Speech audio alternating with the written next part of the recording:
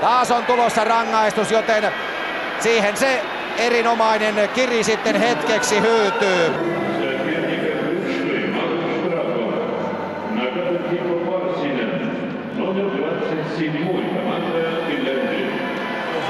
Meidän pitää toimittaa kiekkoa paljon maalille, saada trafiikkia siitä.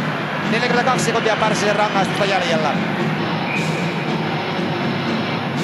Edellisellä kaudella peräti 52 maalia. Ne ovat arvokkaita, kun ylivoimaa pelataan arvokkaita. Hänet toki ovat muutenkin. Kaasani viisikko jäällä pyörittämässä. Morozov, Nikulin, kamppailee Jemelinin kanssa. Värinheim, voimakas hyökkääjä, joka taitoja tarvitaan ja siinä vedetään suoraan. Mailalla nurin Värinheim. Ei uskalla siinä kanadalaistuomari antaa rangaistusta.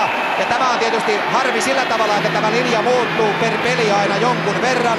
Tämä peli on ilman muuta ollut sellainen peli, missä mailahäirintää on saanut taas ihan eri tavalla käyttää kuin aikaisemmissa peleissä. Kallion laukaus, senkin verran heittelehtii. Niin jatkoa ajatellen tulee mielenkiintoisia hetkiä Mikko Koivu aloitukseen. Pieni sellainen orastava toivon kippinä ja ote tässä on. Tuomo Ruutu laukoo jälleen. Kosetski pudottaa kiekon eteensä. Ja laukauksia pitää tulla, niitä pitää oikeastaan sadella maalia kohti Ruutu! Eikä mene! Eikä vieläkään! Loistava maalipaikka Suomella tässä Tuomo Ruutu. Ja peliaikaa on jäljellä runsaasti, sitä on vielä jäljellä. Kääntää Saravolle, Saravo takaisin Koivulle. Venäjän neliö on todella pienessä tilassa. Koivu laukoo vähän epätoivoista paikasta. Kovia tilanteita maalin edessä, mutta Kosetski torjuu ja puolustajat hoitavat loput. Siinä ensimmäinen yritys, ehkä pikkaisen harkitsematon laukaus Koivulta, mutta se meni kuitenkin perille ja siitä sehän se ratkaisee vaan, että se menee loppuun saakka. Siinä suomalaispainetta 1-0-4 ja näin ajassa 48-53 Suomi tulee jo maalin päähän. Näin se peli on ihmeellistä. Jere Lehtinenkö siellä sorvaa sitten tämän seuraavan ilolaulun joka tapauksessa. Zinoviev kamppailee Broskinin kanssa, joka lähtee tukemaan siinä venäläishyökkäystä. Sitten Kapanen vaihto on kesken. Maalin edustajalle syöttöyritys. Sitten Suomella on hyvä tilanne iskeä, kun Venäjällä on vaihto kesken. Siihen tulee Kontsar puolustukseen. Sieltä tulee myöskin laukaisupaikkaa. Mutta kiekko pomppaa päätyverkkoon. Näin näyttää ottelun kanadalainen päätuomari.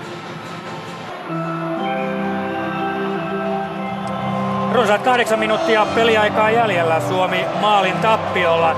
Minkälaisia keinoja pitäisi käyttöön ottaa vai mennäänkö näillä? Nyt mennään rohkeasti tää ja katsoo mihin meidän evät riittää. Entäs Apen evät?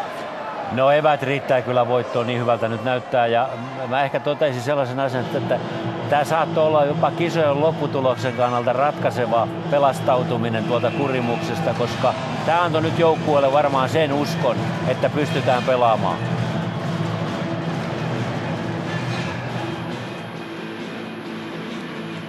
Jere maaliin syöttäjiksi Peltosen lisäksi Nummelin. Näin ollen molemmat lisäävät pistetiliään. Villen pistetili on nyt 1+4. Nummelinin 2+2, mutta nyt sitten jännittämään sitä itse ratkaisevaa asiaa, eli sitä, että miten tässä hommassa käy. Kontiola pelaa nyt sitten siellä Peltosen ja Lehtisen kanssa. Peltonen kääntää väkisin maalin edustalle, siinä nousee myöskin Kontiola. Tappiolla Suomi on, ja ehdottomasti tässä tarvitaan vähintään maali, jotta päästäisiin jatkoajalle. Piotr Šastlivi tekee 5-3.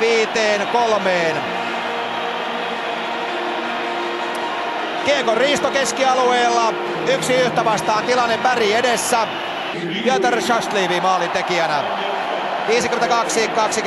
52-21 ja taas ollaan tietysti aavistuksen verran syvemmällä. Taistelu kuitenkin jatkuu.